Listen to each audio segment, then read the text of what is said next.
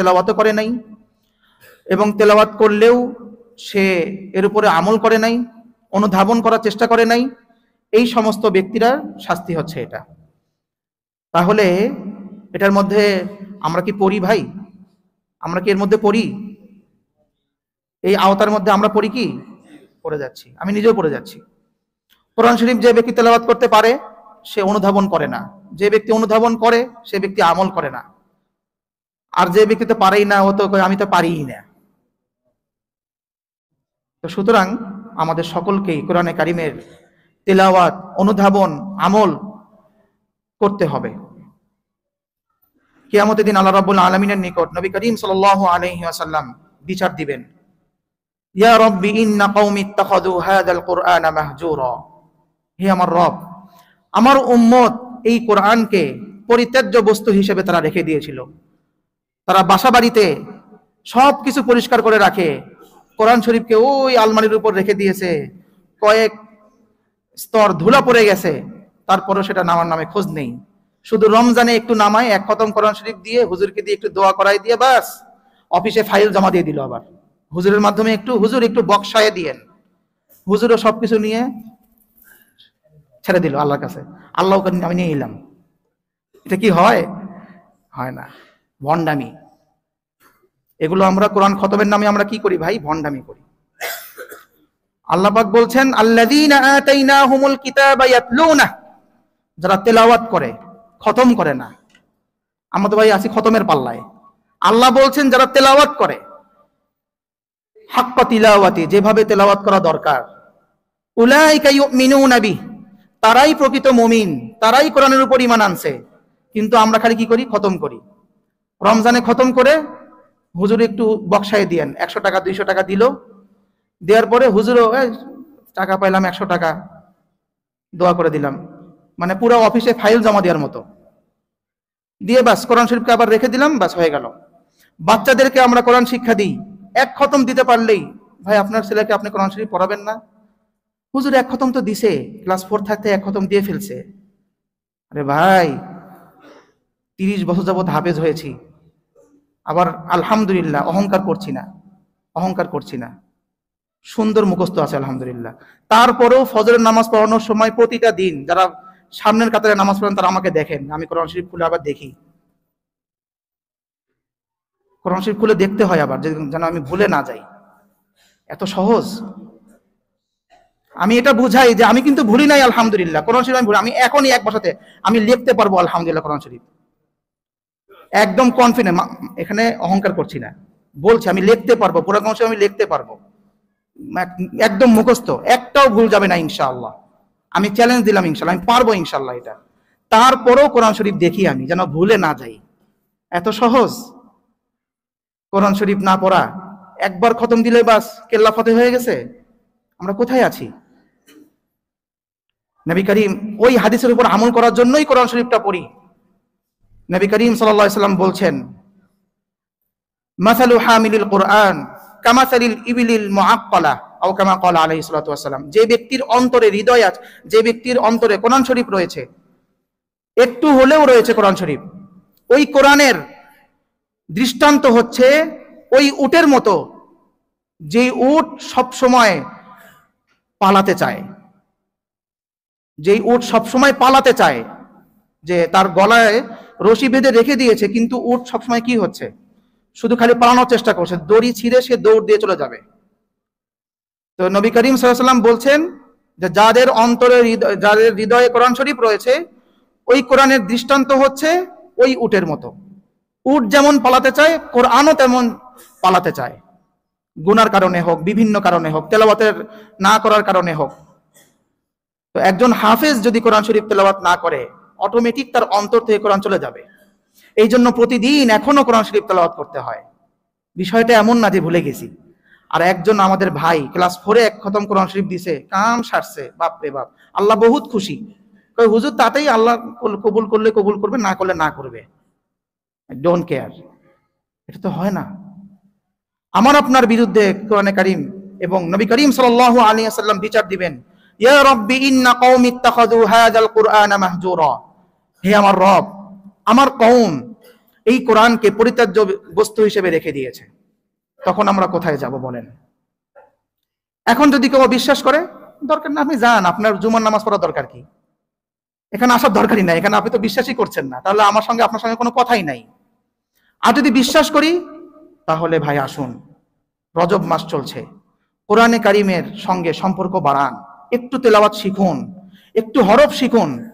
এমন না যে আমার কোরআন শরীফ যদি আমি না পড়তে পারি আমি আল্লাহর নিকট ধরা থাকবো না, আমি শিখতে থাকি। নবী করিম সাল্লাল্লাহু আলাইহি ওয়াসাল্লাম বলেছেন, যে ব্যক্তি কোরআন শরীফ পড়তে পারে তাদের দৃষ্টান্ত কোরআন বহনকারী ফেরেশতাদের মতো। আর যে ব্যক্তি ঠেকে ঠেকে ধীরে ধীরে কোরআন শরীফ পড়ে, একটা আয়াত পড়তে, একটা শব্দ পড়তে তার 5-6 বার সে ঠেকে যাচ্ছে, আটকায় যাচ্ছে, ওই ব্যক্তি তো তার ডবল সওয়াব, একটা হলো কোরআন শরীফ পড়ার সওয়াব, আর একটা হলো আটকানোর সওয়াব। তাহলে আমরা তো কোরআন শরীফ পড়ছিও না, ঠেকছিও না।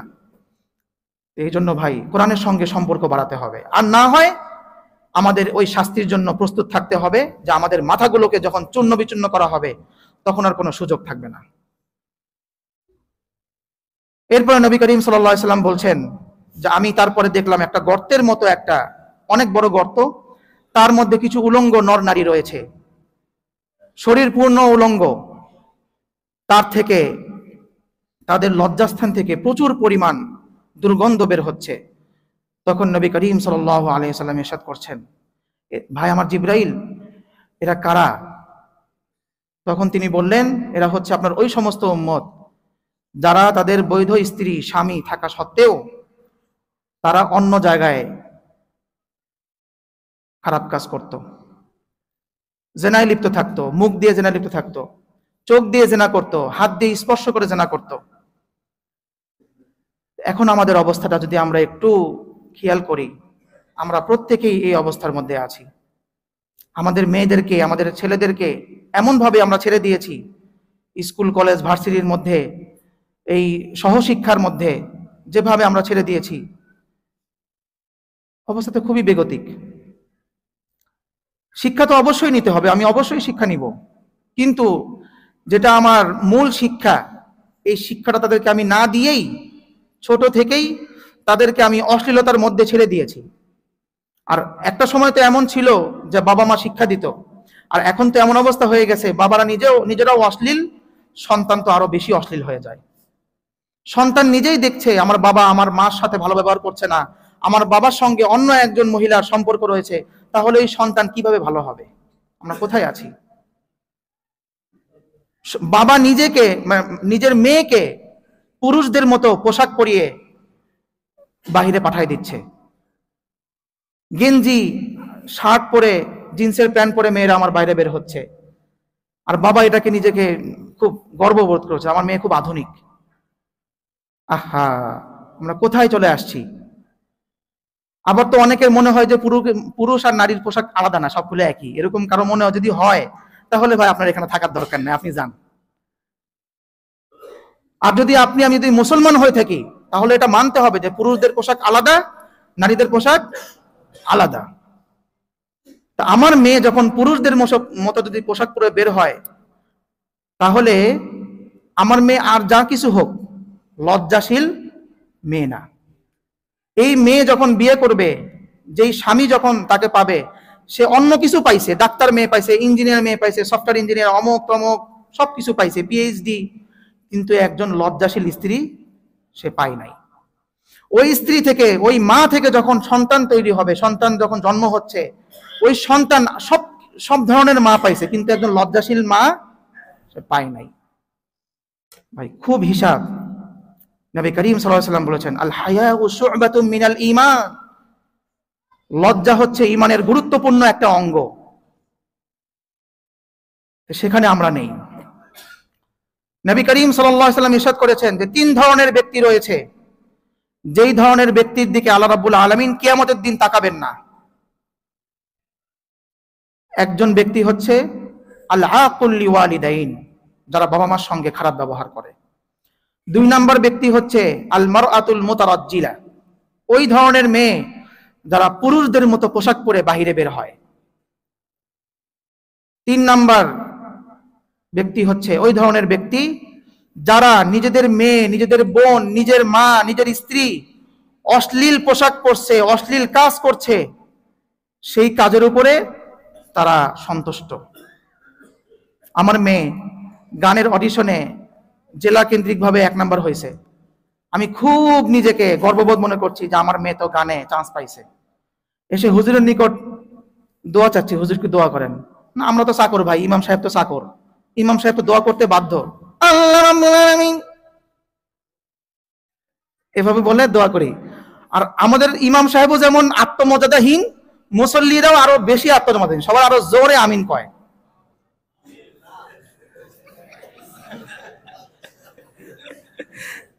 ইমাম সাহেব তো আত্মমর্যাদাহীন তো আছেই, মুসল্লিরাও আরো কি জোরে আমিন কয় যে অমুক ভাইয়ের মেয়ে আমাদের জেলার গর্ব, আমাদের জেলার গর্ব। মানে গর্বিত হওয়ার আর কোনো ক্যাটাগরি পায় নাই। একটা মেয়ে পর্নোগ্রাফিতে চান্স পাইছে, এটা গর্বের একটা বিষয়, এটা একটা ক্যাটাগরি।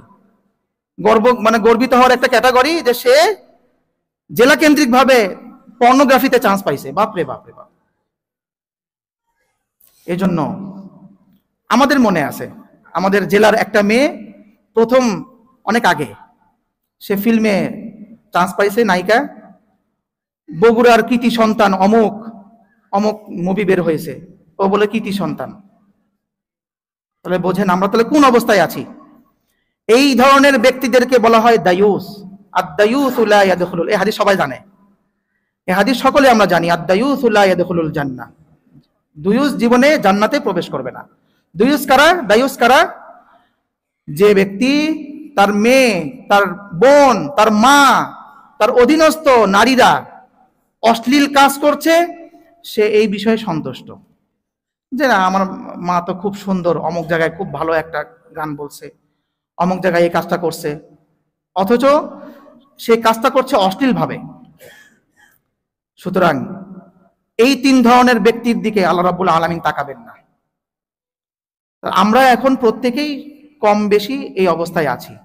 আমি নিজের মেয়ের ছবি নিয়ে ফেসবুকে আপলোড করছি, যে মেয়ের হিজাব মেনটেন করা নাই। হিজাব কাকে বলে? হিজাব বলা হয় পুরো শরীর, মাথার চুল থেকে নিয়ে পুরো পায়ের তালু পর্যন্ত পুরো শরীর ঢেকে রাখা, এটাকে বলা হয় হিজাব। আর সেখানে আমি আমার মেয়েকে উদম করে একদম শার্ট প্যান্ট পরাইয়ে ওখানে ছবি আমি আপলোড করছি। তারা আবার আমরা মসজিদে এসে নামাজও পড়ছি, দোয়াও করছি আল্লাহর কাছে। আল্লাহ ঠেকা পড়ছে আমাকে, আমার দোয়া কবুল করবেন। আমি ফেসবুকে এদিকে হারাম কাজে লিপ্ত, আমি আমার সামাজিক অবস্থায় হারাম কাজে লিপ্ত, সেটাকে আমি নিয়ে গর্ববোধ করি, আর আল্লাহ আমার দোয়া কবুল করবেন। আমার জীবন যে এখনো ওই আগুনে পুড়ে যায় নাই, আমার শরীর, এটা তো শুকরিয়া। আমরা এই অবস্থায় পড়ে আছি। তো এই জন্য ভাই হিজাব মেনটেন করতে হবে আমাদের মেয়েদেরকে। সে আর কিছু হোক না হোক, যেন একজন লজ্জাশীল মেয়ে হয়, লজ্জাশীল মা হয়, লজ্জাশীল স্ত্রী হয়। না হলে এটার দায়ভার তো সে নিবেই নিবে, আমাকেও নিতে হবে। একজন ভাই হিসেবে, একজন বাবা হিসেবে, একজন স্বামী হিসেবে নিতে হবে, একজন সন্তান হিসেবে দায়ভার নিতেই হবে। হ্যাঁ, একজন মা, একজন মেয়ে, একজন স্ত্রী সে হিজাব মেনটেন করে যাক, বাহিরে যাক, সব কাজ করুক, হালাল কাজগুলো সে করুক, কোনো বাধা নেই। কিন্তু হিজাব মেনটেন করবে না, হবে না। আল্লাহ রাব্বুল আলামিন আমাদের সকলকে এই ধরনের কাজ থেকে বিরত রাখুন। তারপরে নবী করিম সাল্লাল্লাহু আলাইহি সাল্লাম বলছেন যে আমরা একটা জায়গায় গেলাম, সেখানে বড় একটা পুকুর ছিল, নদী ছিল, রক্তের নদী।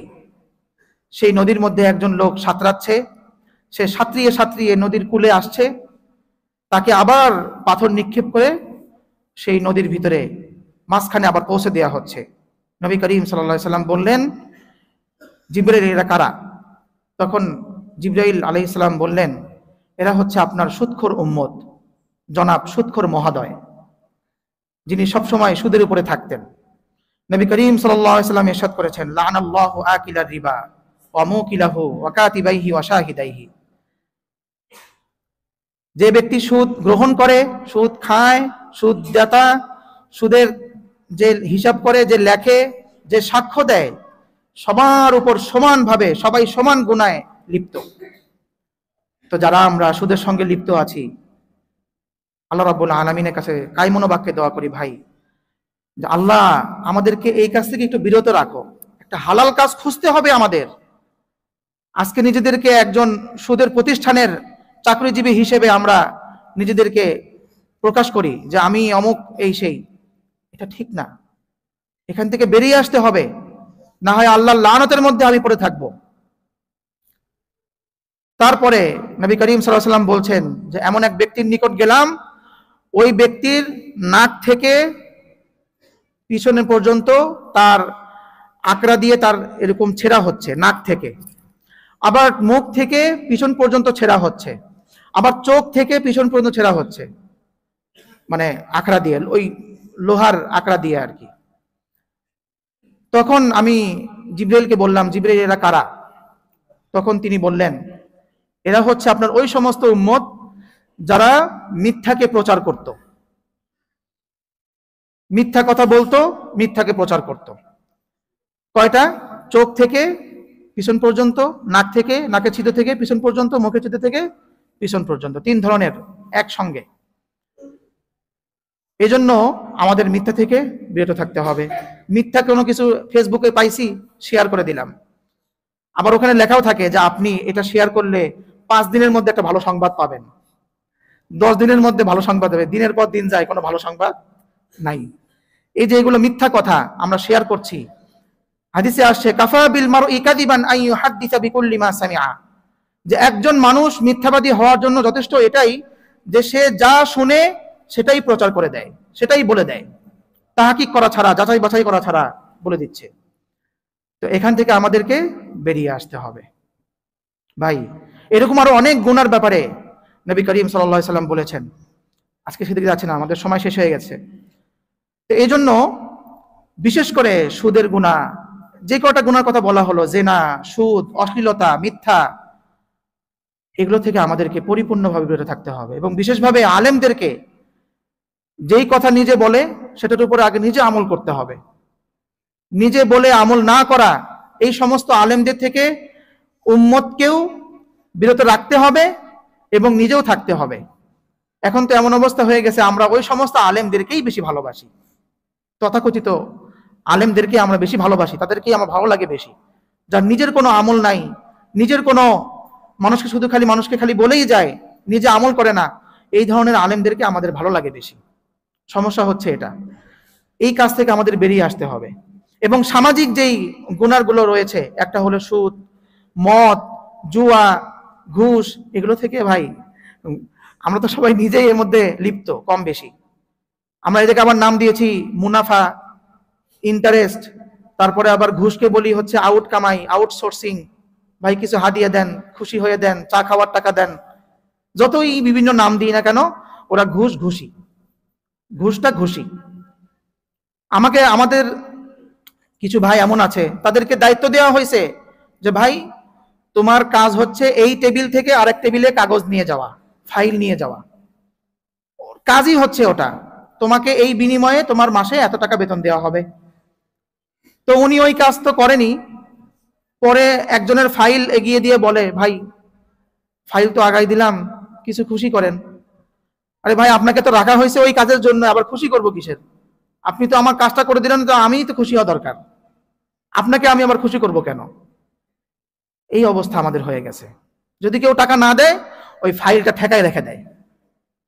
তাহলে ফাইল ঠেকায় টাকা নেওয়া আর পিস্তল ঠেকায় টাকা নেওয়া কি গুনাহ কি আলাদা আছে? একজনের পেটে এরকম পিস্তল ঠেকাইলাম, কই টাকা দে, আর একজনের অফিসে আমি ফাইল ঠেকাই দিলাম, কই টাকা দে, গুনাহ তো একই আমার। ওই ব্যক্তি আবার আমাদের নামাজি ব্যক্তি হয়, আমাদের মসজিদ কমিটি না, অন্যান্য মসজিদ কমিটির সভাপতি সেক্রেটারি হয়, মসজিদের একদম মানে অনেক নামি দামি উপদেষ্টা হচ্ছে, ওরাই এখন সমাজ চালায়।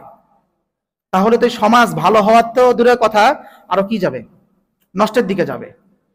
তারা চায় যে ইমাম সাহেব আমাদেরকে একটু খাওয়াক, হুজুররা আমাদেরকে একটু খাওয়াক, না খাওয়াইলে হুজুরদের ভিতরে আবার কি করে, বিরুদ্ধে আবার যারা এমপ্লয়ি আছে এদের বিরুদ্ধে আবার সমস্যা করে। এই ধরনের ব্যক্তিদেরকে আমাদেরকে পরিত্যাগ করতে হবে, বাদ দিতে হবে। এরা যেন কোনোভাবেই যেন সমাজপতি যেন না হয়, মসজিদের দায়িত্ব যেন না আসে, এই চেষ্টা আমাদেরকে করতে হবে। আমি এবার আমাদের মসজিদ কমিটির কিছু বলছি না, কাউকে আমি দোষারোপ করছি, আমি সবাইকে বলছি, আমি আমার নিজেকে সহ বলছি। এই জন্য আমাদের এই ধরনের কাজ থেকে আল্লাহ রাব্বুল আলামিন আমাদেরকে বিরত রাখুক, এই দোয়া করছি। এবং মেরাজের যে সমস্ত বিষয় রয়েছে, এটাকে পরিপূর্ণ মানার জন্য আল্লাহ রাব্বুল আলামিন আমাদের সকলকেই হেফাজত করুন, তৌফিক দান করুন। ওয়া আখিরু দাওয়ানা আলহামদুলিল্লাহি রাব্বিল আলামিন।